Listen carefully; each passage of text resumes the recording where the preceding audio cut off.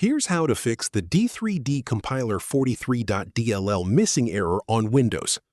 The easiest fix is to reinstall DirectX. Open your browser and search for Download DirectX.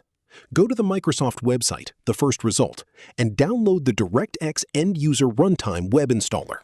Run the file, agree to the license terms, and click Next through the installation. DirectX will install all the required DLL files, including D3D compiler 43.dll, automatically.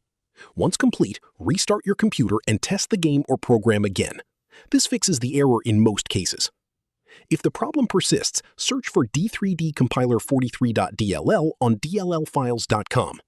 Download the version that matches your system, 64-bit or 32-bit. Extract the zip file and copy the DLL. Paste it into C drive, then Windows, then System32. For 64-bit systems, also paste it into the SysWow64 folder. Restart and the error should be resolved. If this helped you out, hit that subscribe button for more straight-to-the-point tutorials on StepByClick.